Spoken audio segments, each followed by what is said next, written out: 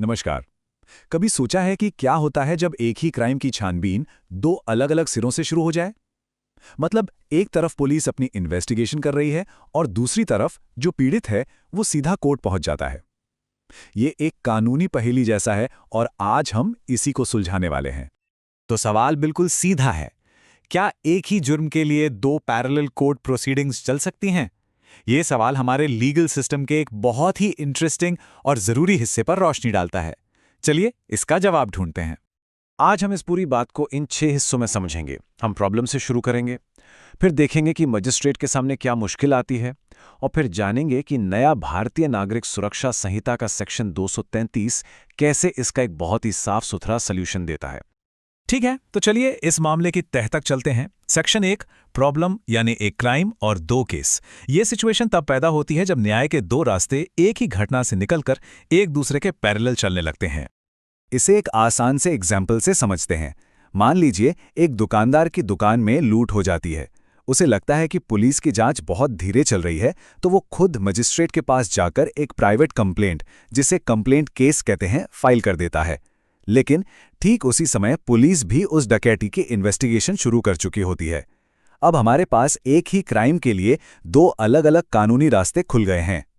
अब देखिए, इन दोनों रास्तों में ना एक फंडामेंटल डिफरेंस है।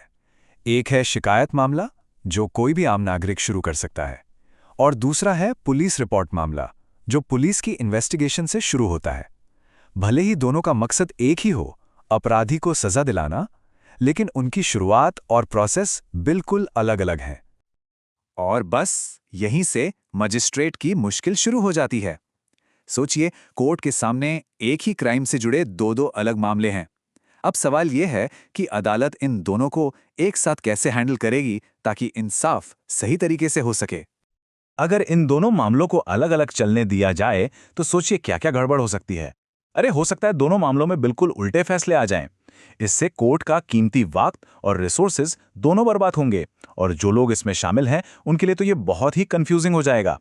मतलब न्याय पाने का ये एक बहुत ही बेढंगा तरीका होगा।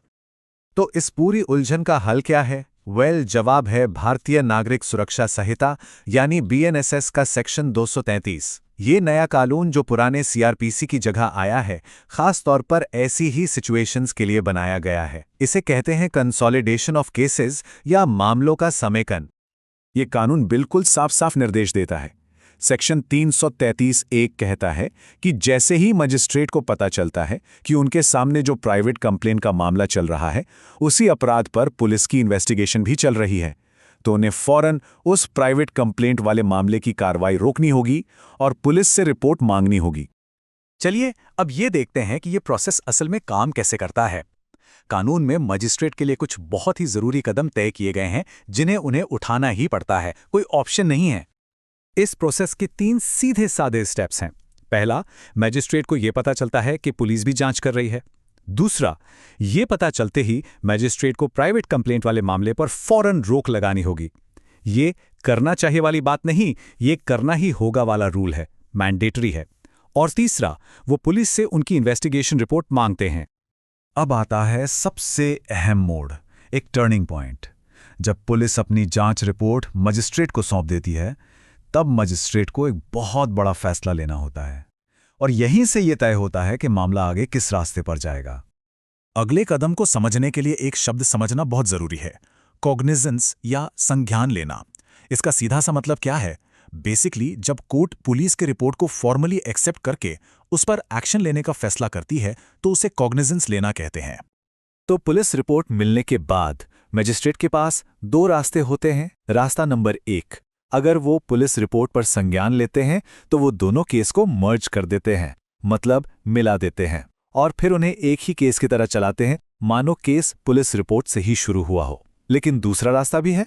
अगर मैजिस्ट्रेट को लगता है कि पुलिस रिपोर्ट पर संज्ञान लेने की जरूरत नहीं, तो वो उसे एक तरफ रखकर प्राइवेट कंप्लेंट वाले केस को वहीं से दोबारा शुरू कर देते हैं जहां उसे रोका गया था।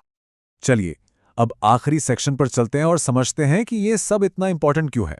इस पूरी प्रक्रिया के पीछे का बड़ा मकसद क्या है?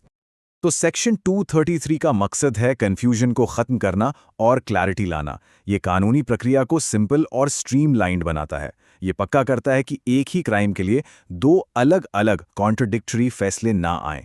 इससे ना सिर्फ कोर्ट का टाइम बचता है, बल्कि ये आरोपी को भी एक ही जुर्म के लिए दो दो मुकदमों के झंझट से बचाता है और एक सिंगल यूनिफाइड ट्रायल पक्का करता है, जो इंसाफ के लिए सबसे अच्छा है।